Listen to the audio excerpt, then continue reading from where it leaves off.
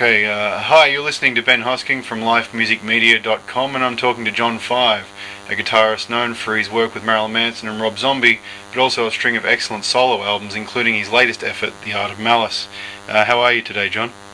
I'm well. How are you? Good. Have you been doing a lot of press today? Actually, you're my first today.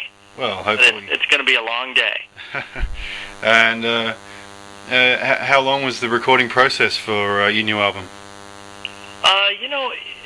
It's kind of funny. I'm kind of like a fighter, and I just train at home, just work at home, and try to get everything down pat, and then I'll go into the studio and just kind of knock out my guitar tracks. Like, I guess a song usually takes me like an hour.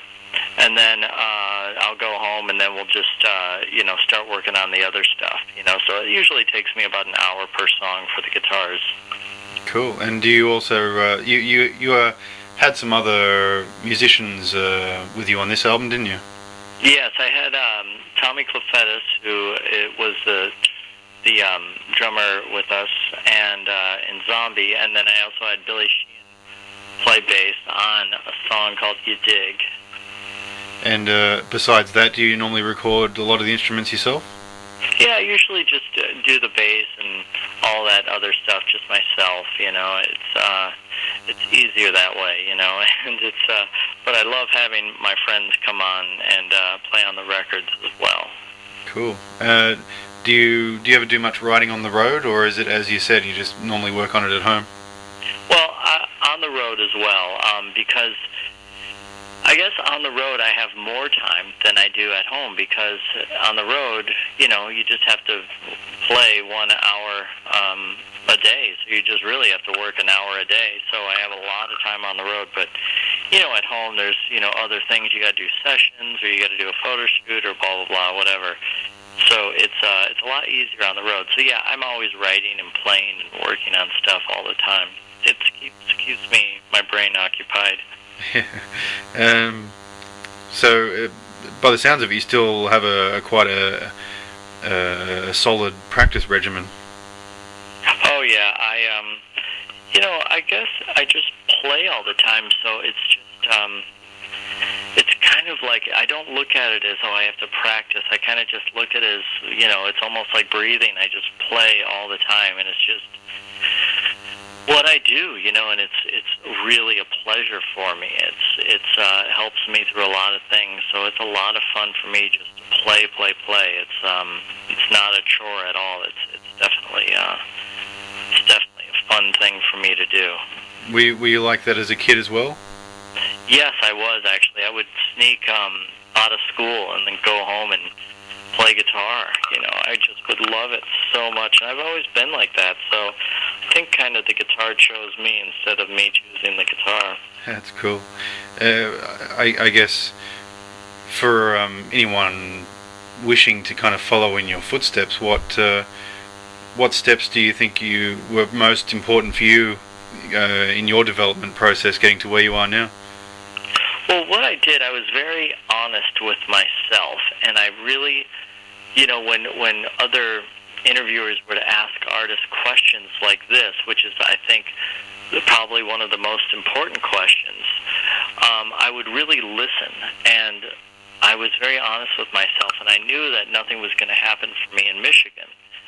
So, not saying that it hasn't happened for other musicians in Michigan at all, but I just was honest with myself, and I said, if I really want to do this, I'm going to have to get up and move to Los Angeles, where there's opportunity everywhere. So that's what I did. I kind of, and I was brought up in a kind of upper middle class, and I moved to Hollywood, and I was below. I was at like, homeless level almost, so, but I just stuck to it, and, luckily I got to where I am today. Yeah, cool. And you spent a long time playing with a wide range of different artists that I guess a lot of metalheads may be surprised to hear that you've played with, like K.D. Lang and so forth. Do you still do a lot of session work like that now? Yeah, I just did a record for Ricky Martin, and so I do a lot of things that, of course, aren't metal or rock or anything like that, but that's what I love. I love music, and I just always wanted to be educated in every kind of music possible. So, that's what I was doing. I was really into different styles of music, and studied and worked with everybody I could because I love the knowledge of it, and I love the discipline, and because it's hard. It's a total different style of playing than rock music. To do a Spanish style or do a country thing, and it's completely different. So it takes a lot of patience and education. What would you say are the heaviest hitters on your playlist? What gets the most airplay in your house? That's a good question, because I was my iPod's on shuffle right now. So what is the last couple of things I heard? I heard Beatles, and I heard David Lee Roth, Slam Dunk, the song I did with them, which is funny enough. And I heard Slipknot, and then what did else? Oh, I heard Neil Young, Southern Man. So, a lot of good stuff. Yeah, cool. What about the gear that you used on your new album? What did you use to record? I used my main Telecaster, my John 5 Telecaster, mainly, and so I used a bunch of different tellies. And for the old country stuff, I have a lot of 50s tellies, so I used some of those to really get that authentic sound. And for amps, I used like a Marshall 900, and not very many pedals at all, because the reason I don't use a lot of pedals is because someone said, when I was in Marilyn Manson, someone said, "Oh, John 5, he's all effects." And so I'm so not all effects, and I think that's why I don't use a lot of effects today, because, I hardly even use a wah-wah, just because I like to do it all with my fingers. Yeah, cool. And yeah, what drew you to the Fender Telecaster? It's not normally known as a shred machine. No, I think there was a couple things. When I said the guitar chose me, I think the Telecaster chose me, because the first electric guitar I think I saw was the Telecaster. So I didn't think there was anything else. I just thought the electric guitar was a Telecaster, because there was a TV show here in America called Hee Haw, and it was it was all country artists and stuff, and I was and I saw these guys playing these Telecasters, and I didn't know, I just knew it was an electric guitar. And I think when you see something as a kid, it always sticks with you. And I always loved the guitar, but I knew it wasn't like a rock guitar. But once I started getting more and more known, I was like, screw it, I'm going to play, a Telecaster, and I like to do things different. I don't like to follow in a pattern of everybody else, because if I did that, I'd just be following everybody else, and, I don't want to be just doing the same thing as everyone else, playing Ibanez or Gibson or something, Les Paul or something. So, I like to shake it up a little bit, and I thought, it's a hard guitar to shred on, and, I love the guitar. It's like I wouldn't play anything else.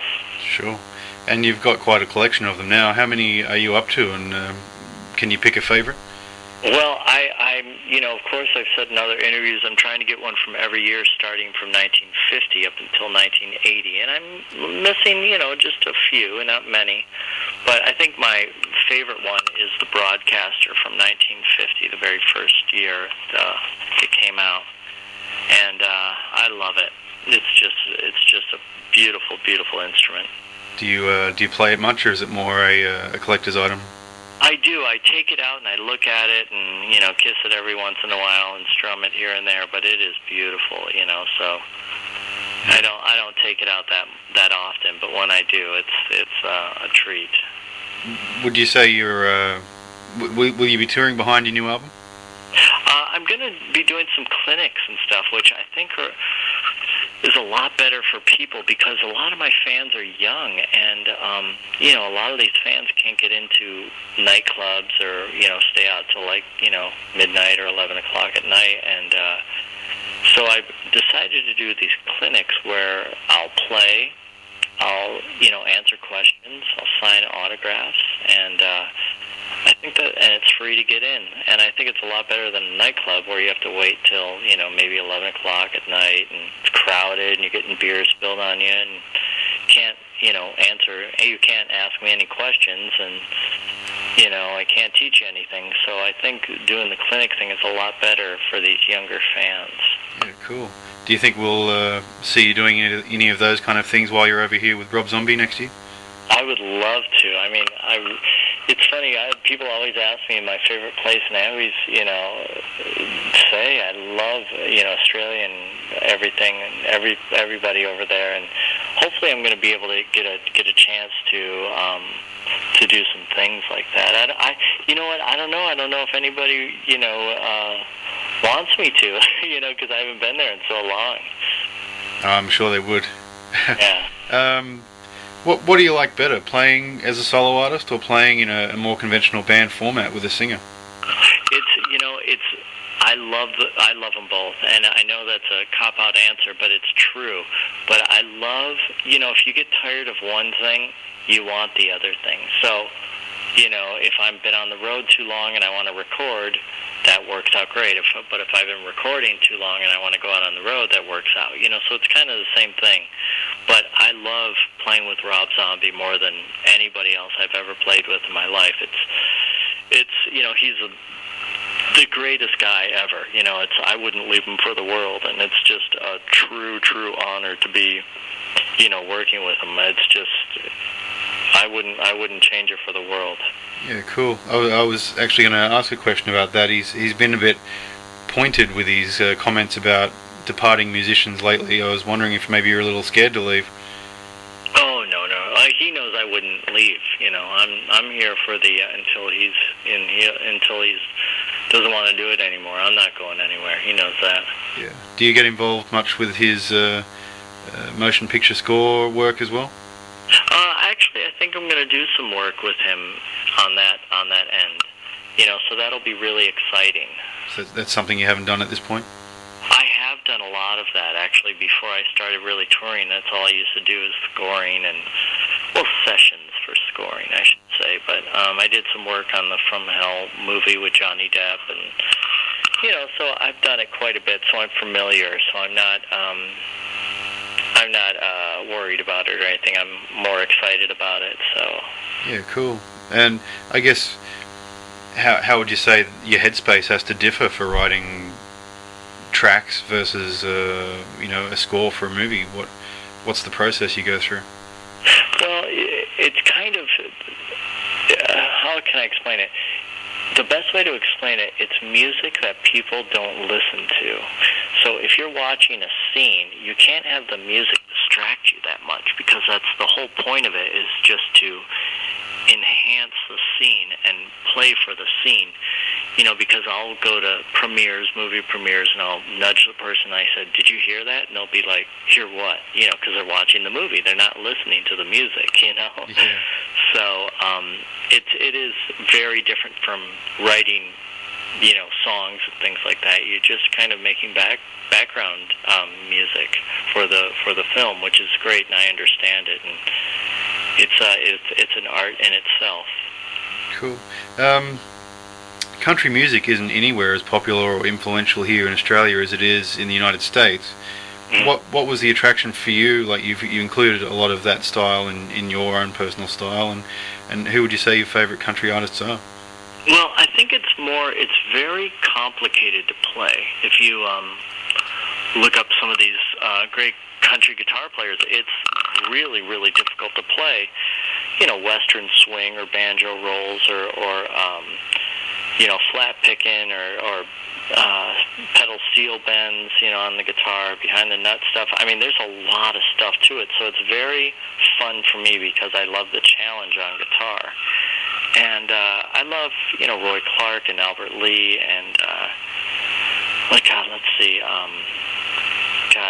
Tony Rice and Jerry Douglas, and there's a lot of guys that I really dig. So, but if it's not very popular over there, you should listen to some of these great pickers. It's incredible, and how hard it is. Oh, my dog's gonna bark. Hold on.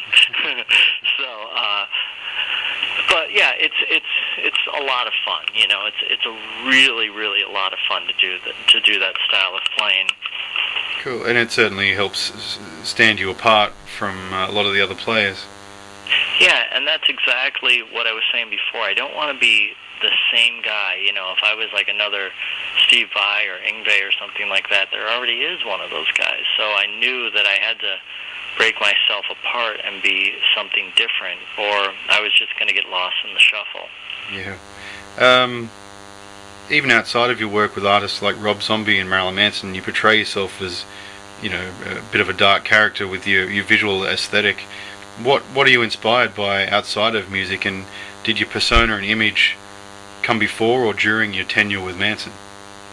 Well, no, I was always into that. I mean, even when I was playing with Halford, I kind of looked all crazy and weird, and I think that's what helped me get into Manson, you know, as well as my playing. But, you know, I look at it as entertainment. You know, people want to be entertained. They don't want to have some guy in, you know, Metallica shirt and jeans get up on stage and try to entertain you. You know, I think, you know, they want to be, you know, I want to be entertained, you know, like visually, like with Kiss or Alice or something like that, or Manson or Rob Zombie. You know, that's so fun for me. I mean, it looks so cool. So I like, you know, being entertained, and I think the people deserve to be entertained as well.